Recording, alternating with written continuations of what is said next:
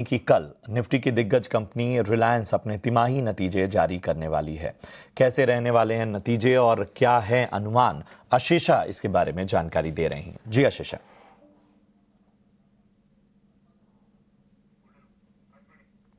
और रिलायंस इंडस्ट्रीज की बात करें तो काफ़ी अच्छे नतीजे एक्सपेक्टेड है इस तिमाही में। कंसोलिडेटेड रेवेन्यू की बात करें तो 2,58,000 करोड़ के आसपास आ सकता है, जो 1% का ग्रोथ होगा सीक्वेंशियल बेसिस पर और करीब 8% का ग्रोथ होगा सालाना आधार पर।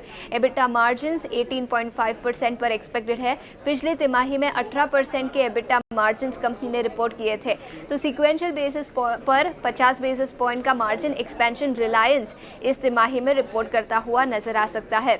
अब सेगमेंट वाइज परफॉर्मेंस की बात करते हैं। सबसे पहले रिलायंस रिटेल, याद रखें जीएसटी कट के चलते काफ़ी अच्छा ग्रोथ एक्सपेक्टेड है। रिलायंस रिटेल 10% का एबिटा ग्रोथ और करीब 5% का बॉटम लाइन ग्रोथ भी इस तिमाही में रिपोर्ट करेगा। इसके अलावा याद रखें मार्जिन्स रिलायंस रिटेल के लिए कॉन्ट्रैक्ट होते हुए नजर आ सकते हैं। आरसीपीएल डीमर्जर और क्विक कॉमर्स सेलियंस के चलते मार्जिन्स पर थोड़ा सा इम्पैक्ट इस तिमाही में नजर आ सकता है। इसके अलावा ऑयल टू केमिकल बिजनेस की बात करते हैं। यहाँ पर अच्छा खासा ग्रोथ एक्सपेक्टेड है। ग्रॉस रिफाइनिंग मार्जिन्स जो पिछले 6 क्वार्टर से $8 से $10 प्रति बैरल के आसपास थे, वो इस तिमाही में बढ़कर करीब $12 प्रति बैरल के आसपास हो सकते हैं। तो ऑयल टू केमिकल बिजनेस में अच्छा खासा ग्रोथ इस तिमाही में रिलायंस रिटेल पेश कर सकता है।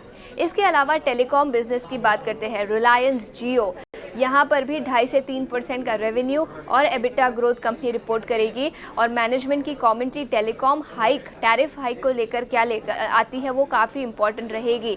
याद रखें रिलायंस जियो का लिस्टिंग मिडिल ऑफ 2026 में होगा और उसके पहले इंडस्ट्री की उम्मीद है कि टैरिफ हाइक हो सकता है पूरे टेलीकॉम सेक्टर में। तो वहाँ से क्या कुछ कमेंट्री आती है उस पर सबकी नज़र रहेगी।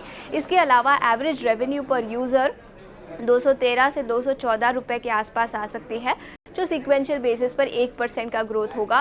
प्रीवियस क्वार्टर में कंपनी ने 211 रुपए प्रति यूज़र का एवरेज रेवेन्यू पर यूज़र रिपोर्ट किया था। तो ऑल इन ऑल जियो से अच्छे नतीजे एक्सपेक्टेड है। एआरपीयू बढ़ते हुए नजर आ सकते हैं।